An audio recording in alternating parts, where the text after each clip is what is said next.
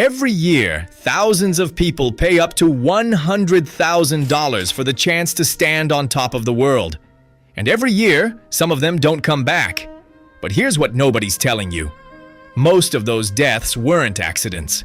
They were the result of an industry built on selling you a dream, no matter the cost.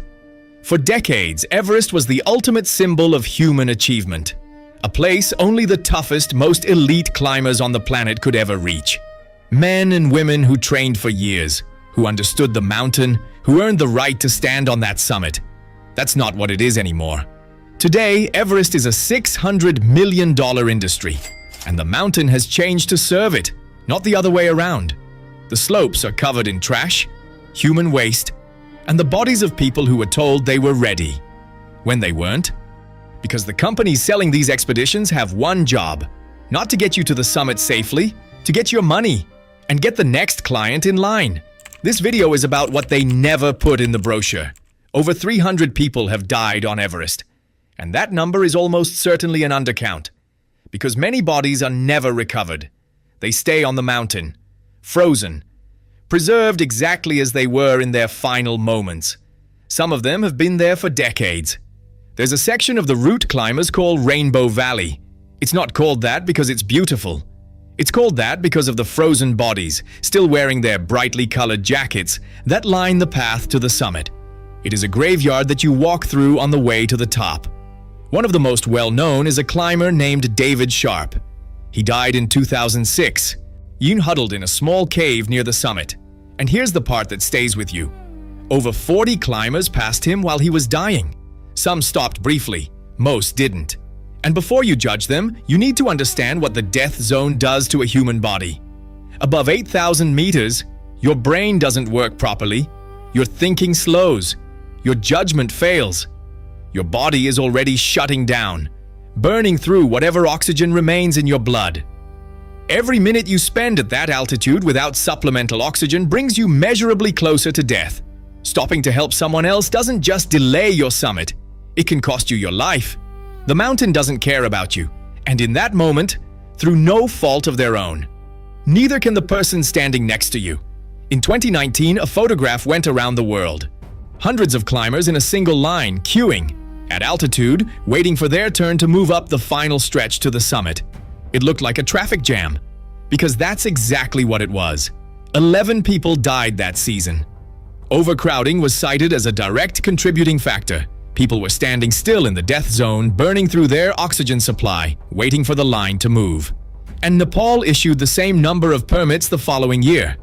Which brings us to the question nobody in this industry wants to answer. Who profits when someone dies on Everest? Nepal charges $11,000 per permit to climb the mountain. In a single peak season, they issue hundreds of them. That's millions of dollars before a single boot touches the ice. And Nepal is not a wealthy country. That money matters. Which means there is a direct financial incentive to keep issuing permits, regardless of how crowded, how dangerous, how deadly the conditions become. Then there are the guide companies. Some of them are genuinely excellent, safety-focused, experienced, deeply responsible. But the industry is almost entirely unregulated. There is no global standard for who is qualified to lead a client into the death zone. Anyone with enough money and a business registration can set up an Everest guiding operation. In recent years, there have been documented cases of clients with almost no high-altitude experience being accepted onto expeditions. Because they had the money. Companies have been accused of allowing clients to push for the summit when guides knew they should have turned around. Because a summit means a 5-star review. And a 5-star review means the next booking. Meanwhile, at base camp, you can get a hot shower, a cappuccino, and a Wi-Fi connection. There are expedition packages that include private chefs, heated sleeping tents, and daily briefings over gourmet food. The experience has been engineered to feel safe, comfortable, manageable. It is none of those things. Now let's talk about the people this industry has profited from most, and credited least, the Sherpas. We have built a mythology around Everest that centers almost entirely on the foreign client, their struggle, their triumph, their tears at the summit. The documentary follows them, the book is about them, the Instagram is theirs, but it is the Sherpas who fix the ropes before any client sets foot above base camp. It is the Sherpas who carry the oxygen, the equipment, The food. Who go up first and come back last? Who cross the Khumbu icefall, one of the most dangerous sections of the entire route, multiple times per expedition while their clients cross it once. Studies have shown that Sherpa guides face a fatality rate roughly 10 times higher than combat soldiers during the most intense periods of the Iraq War. Read that again. 10 times higher.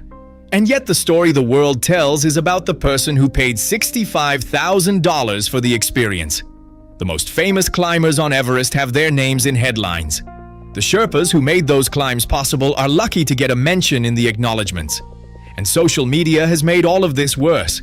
There are people who have climbed Everest and documented every single step for their followers, not because they love the mountain, not because they feel a deep calling to test themselves against it, but because the mountain is content. The summit is a thumbnail. The death zone is an aesthetic. That is not mountaineering. That is tourism with a body count. In 2019, a dedicated cleanup expedition removed over 11,000 kilograms of garbage from Everest. 11 tons. Hauled off the mountain by hand, and it barely made a dent. Human waste is now a documented health hazard. At extreme altitude, nothing decomposes. Every oxygen bottle left behind, every abandoned tent, every piece of packaging, it stays, frozen into the mountain. Some of it has been there since the 1950s. Climate change is accelerating the damage. The glaciers that climbers depend on are shrinking at a rate that is now visible year on year. Icefalls that were once predictable are becoming unstable. The mountain's conditions are shifting, and shifting faster than the industry is willing to acknowledge, because acknowledging it would be bad for business. I want to be clear about something before we finish. This is not a video about telling people not to dream. It is not an argument that nobody should ever climb Everest.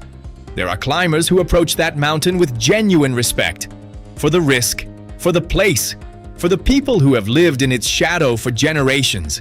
Those stories are real, and they are worth telling. But the version of Everest being sold to you, the glossy, conquerable, Instagrammable, transformational, bucket list version, that version is a lie.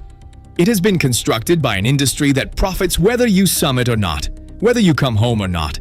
Everest doesn't care about your bucket list. It doesn't care about your fundraising page, your sponsored gear, or how many people are watching. It is 8,849 meters of rock and ice that has existed for 60 million years. And it will be here long after the last permit is sold.